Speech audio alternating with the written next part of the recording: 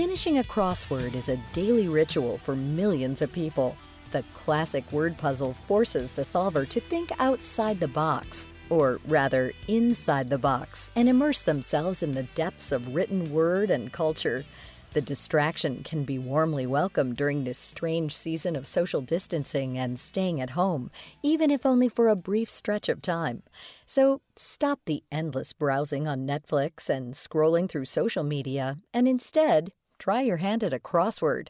But before you do, you may want to learn a bit about the popular puzzle's history. The crossword was invented out of desperation. It was kind of an accident.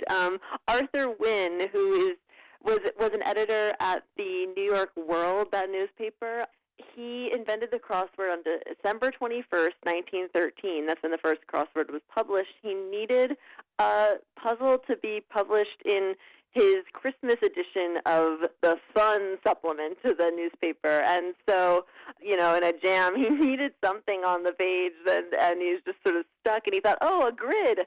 A big grid, I can print that. That'll fill a lot of space. Terrific. Awesome. That's Adrienne Raphel, author of Thinking Inside the Box, Adventures with Crosswords and the Puzzling People Who Can't Live Without Them.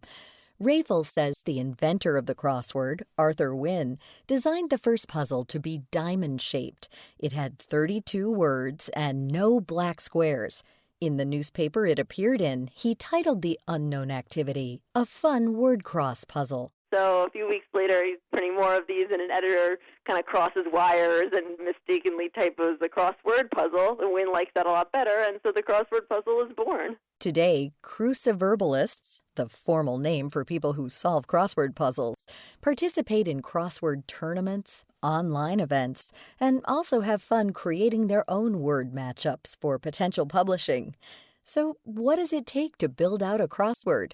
Start with two main components, a grid and clues. The grid, you got all your letters in their particular symmetrical space, and then once you've got the grid all filled in, which is really the sort of hardest technical part, then you have the clues, which are going to be those either straightforward or more difficult riddle-y kinds of answers to tell you how to fill in that grid. So part one is constructing a grid that all works together, and then once you've got that, part two is what kinds of clues do I want to match that grid? And of course, it's not totally part one and part two. They kind of go together. You're thinking about cool clues as you're putting in your cool words into the grid, but you want to make sure that all the letters work before you start putting clues to them. In the early days, crossword grids were constructed manually. But today, computer software programs generate the grids and fill in letters.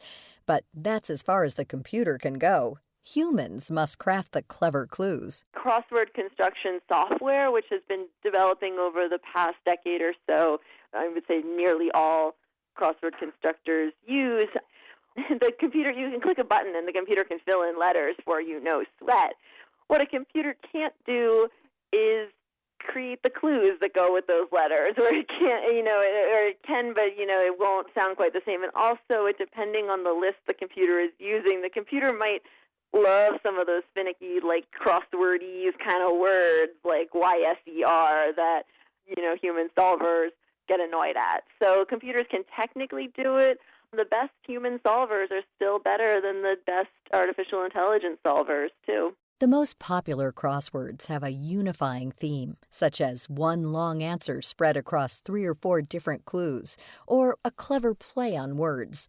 Think of bacon. Is it a popular breakfast food, or what you bring home in your monthly paycheck?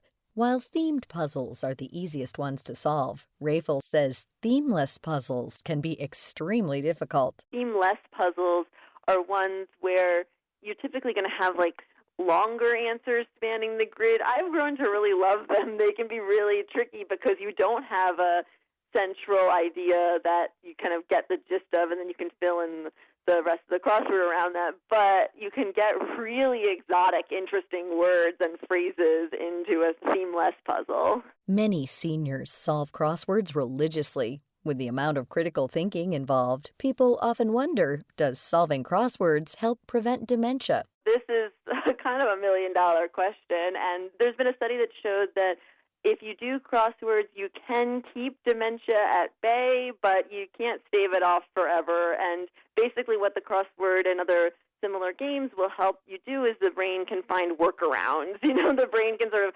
compensate, and the crossword might help strengthen those areas of compensation, but the brain is still aging at the same time. So you might be able to sort of kick the can farther down the road, push dementia farther. Many solvers assume crosswords are written by newspaper editors, but nearly all crosswords are created by independent freelancers. Anyone can try to create a brilliant crossword. Raphel says the going rate for a daily puzzle in the New York Times is $500.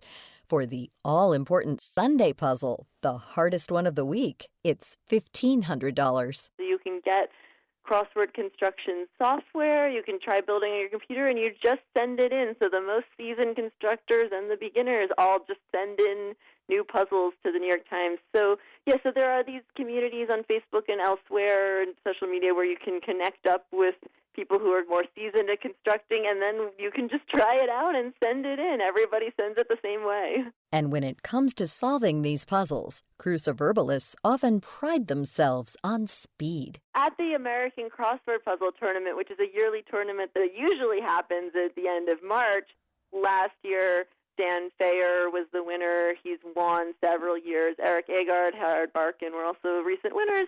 They do crosswords, and the hardest crossword of the tournament they'll do in 4 minutes flat. They are incredible. It's as though they are just speed writing, I can't write that fast. Whether you're focused on speed, accuracy, or even just passing the time with a little mental exercise, a crossword never gets boring.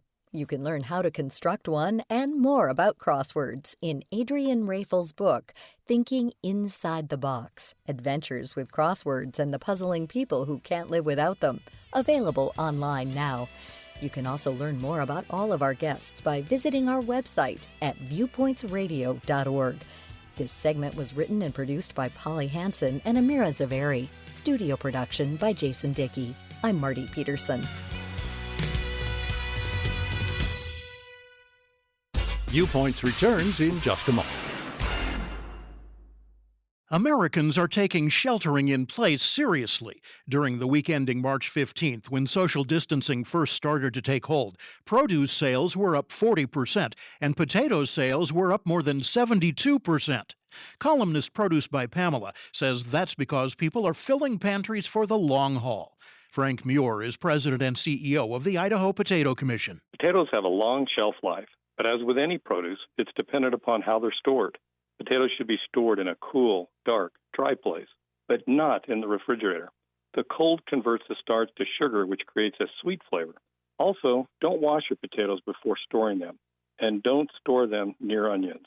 Finally, if your potatoes sprout, that's okay. Just pick the sprouts off and your potatoes will be ready whenever you need them. Staying in also means you'll need to cook with ingredients you already have on hand. You'll find recipes with that in mind at idahopotato.com. That's idahopotato.com. With the threat of coronavirus, social distancing has become the new normal. But staying safe presents unique challenges for more than 5 million Americans living with Alzheimer's and more than 16 million family members and friends serving as caregivers. Public health strategies aimed at limiting contact with others are nearly impossible for people living with Alzheimer's who rely on family caregivers and others every day. Beth Kallmeyer is Vice President, Care and Support at the Alzheimer's Association. For example, people living with Alzheimer's may forget to wash their hands or follow other safety precautions. Family caregivers need to be extra vigilant in helping individuals practice good hygiene.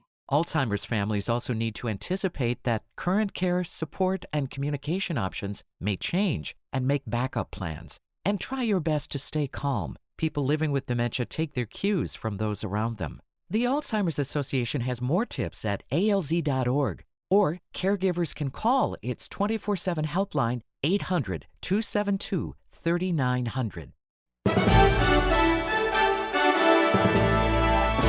And that's Viewpoints for this week. Viewpoints is a production of MediaTrax Communications. Follow us on Twitter, Facebook, and Instagram to learn more about upcoming shows. And find a library of past programs on Apple Podcasts, Google Play, and Spotify. Plus, you'll always find previous segments and more information about our guests at viewpointsradio.org. Join us again next week for another edition of Viewpoints. Coming up next week. Flying a drone over public space like a beach or a public square and using the drone's loudspeaker to tell people to go home. The many uses of drones, from private flight to protecting public health.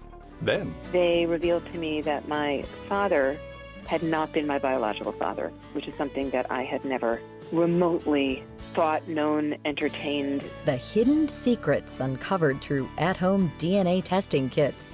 I'm Marty Peterson. And I'm Gary Price. These stories in depth on your public affairs magazine, Viewpoints.